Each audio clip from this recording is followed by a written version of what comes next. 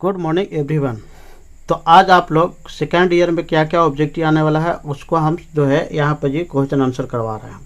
तो ये ड्राइंग का बहुत इंपॉर्टेंट टेस्ट सीरीज है, ये आप लगातार देखते रहिए और मेरे चैनल को लाइक सब्सक्राइब कर दीजिए। इस तरह से सवाल नंबर 1 को हम शुरू करते हैं। सवाल नंबर 1 कह रहा, एक रिवेट जोड़ लगाने के लिए रिवेट का व्यास इसके द्वारा जोड़ी जाने वाली प्लेटों की मोटाई टी है और निश्चित अनुपात में लिया जाता है। यदि मोटाई टी mm में हो तो रिवेट का व्यास का मान क्या होगा। तो इस व्यास का मान निकालने के लिए हमें एक फार्मूला का इस्तेमाल करना पड़ता है। तो यह फार्मूला जो है 6√t हो गया। तो इसका आंसर जो हो गया आपको 6√t। ये आपको दिमाग में अच्छे से रखना है। ये इस पर जो है बहुत सारे सवाल आते हैं और एग्जैक्टिव करके जो बुलाया जाता है न्यूमेरिकल में भी जो है पूछे जाते हैं। तो इसका हमने जो है वीडियो जब रिवेट पढ़ा हुआ था तो उसमें बताया गया था कि टी कैसे के निकालने के लिए होगा। अगर कोई कन्फ्यूजन आता है आप प्रीवियस वीडियो देख करके उससे आप समझ सकते हैं, या फिर कोई दिक्कत होता है आप कमेंट सेक्शन में लिख सकते हैं। सवाल नंबर 2 कह रहा, रिवेट प्रायः किस धातु की बनाई जाती है। तो रिवेट जो है वो प्रायः किस धातु की बनाई जाती है, तो ये आपको लिखना है और याद भी रखना है। तो रिवेट जो प्रायः किस धातु को, तो स्टील हो गया, ब्रास हो गया, एल्युमिनियम हो गया। यानी स्टील का भी बनाया जाएगा, इसके बाद ब्रास हो गया और इसके बाद एल्युमिनियम। ये बहुत ही इम्पोर्टेंट है, ये इसको आपको दिमाग में रखना है, इसको हमेशा प्रेजेंट रखिएगा दिमाग में। सवाल नंबर 3 जो कह रहा है, रिवेटिंग अस्थाई बंधन है या अस्थाई। तो रिवेटिंग जो है अस्थाई बंधन है।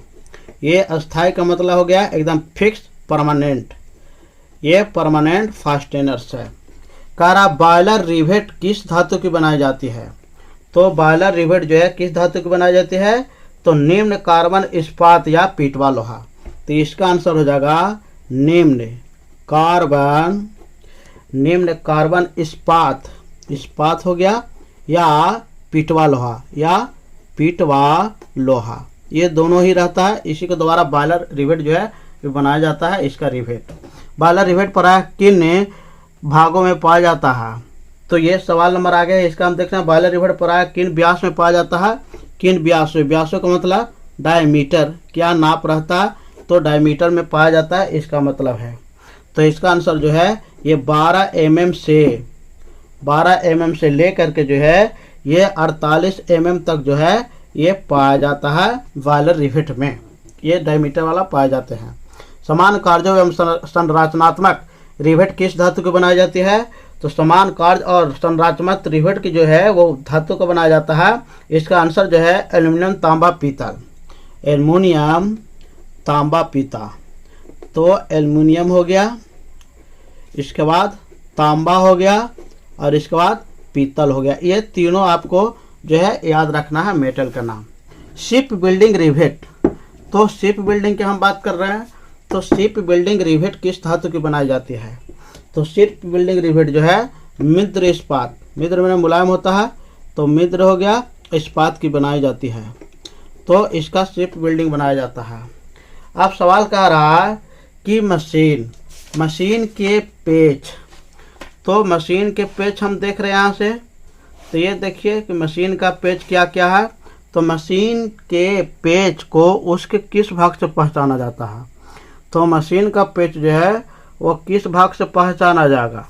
तो सवाल आप देखिए, सवाल नंबर आगे हम देख रहे हैं। सवाल कह रहा है मशीन पेच को इसके किस भाग से पहचाना जाता है। तो मशीन पेच के भाग को जो है हम लोग शीर्ष भाग से पहचानते हैं। इसका आंसर जो है ये शीर्ष भाग हो जाएगा, ये आपको दिमाग में रखना है।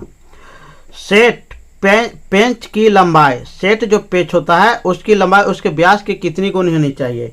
ये भी आपको बहुत इंपॉर्टेंट है, ये भी आपको दिमाग में रखना है। तो 3 गुना होना चाहिए। इसका आंसर हो गया 3 गुना होना चाहिए। तो ये आपको दिमाग में रखना है। तो सेट पेंच की लंबाई जो है, पेच की लंबाई जो उसके व्यास के कितना गुना, 3 गुना, ये दिमाग में रखना है। आप सवाल कर रहा है स्क्रू फास्टेनर्स किस प्रकार की धातु से बना जाता है। स्क्रू जो फास्टेनर्स है वो किस तरह से धातु का जो है वो बनाया जाता है।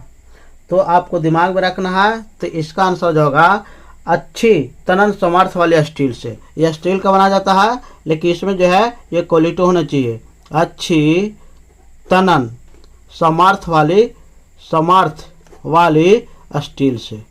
यानी ये जो है ये आपको दिमाग में रखना। अच्छी तनन सामर्थ्य वाली स्टील से ही बना जाता है स्क्रू फास्टनर। बोल्ट के चूड़ीदार भाग को क्या कहते हैं? तो बोल्ट के चूड़ीदार भाग को हम लोग क्या करते हैं? तो शैंक कहते हैं। ये आपको अच्छे से याद रखना है, शैंक कहते हैं। ये हिंदी इंग्लिश दोनों में चलता है। शैंक अगर हिंदी में लिखना तो ऐसे लिखना पड़ेगा। कह रहा सवाल आगे, कह रहा सभी प्रकार के बंधकों की विशिष्टता अक्षर एम से दर्शाया जाता है। एम का तात्पर्य क्या हो गया? तो एम का तात्पर्य जो है ये मैट्रिक होता है। ये मैट्रिक है, ये इसका मापने का एक है जो है ये पैमाना है। तो इस तरह से इसका जो मैट्रिक एम फॉर मैट्रिक होता है। अब सवाल अब आगे कह रहा है कि कप शीर्ष बोल्ट को बंद करते या खोलते समय घूमने से बचाने के लिए किस युक्ति का प्रयोग किया जाता है? यानी घूम करके खुलने से बचाने के लिए किस युक्ति का प्रयोग किया जाता है? तो इसमें हम लोग क्या है अस्नाग।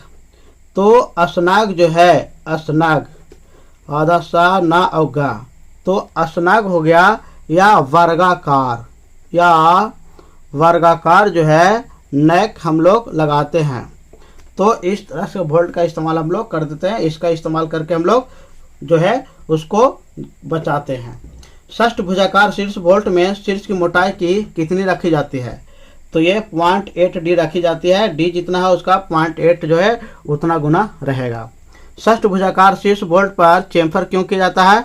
तो चेम्फर इसलिए किया जाता है कि दुर्घटना से बचने के लिए, दुर्घटना से बचने के लिए, दुर्घटना से बचने के लिए। अब ये देखिए कि कैसे दुर्घटना से बचते हैं। तो ये हम बात को समझते हैं। जब अगर इसका कॉर्नर निकला हुआ रहेगा, चैम्फर नहीं करेंगे तो सारा कॉर्नर से हम लोग हाथ वगैरह में लेंगे, यूज करेंगे, उस पर चलेंगे तो हमारा जो है दुर्घटना घट जाएगा। जब चिकना है तो उस पर कोई दिक्कत नहीं है, कसने में है, यूज करने में है, ले जाने में है, ढोने में है, प्रयोग करने में है, चलने में, सब कुछ में ठीक ठाक है। तो इसलिए दुर्घटना से बचने के लिए हम लोग चैम्फर कर देते हैं। षष्ठ भुजाकार शीर्ष बोल्ट की ग्रेड सी के माप बताइए। जो षष्ठ भुजाकार बोल्ट है वो सी ग्रेड वाला है। तो सी ग्रेड का माप कितना होगा? तो M5 से लेकर के M36 तक।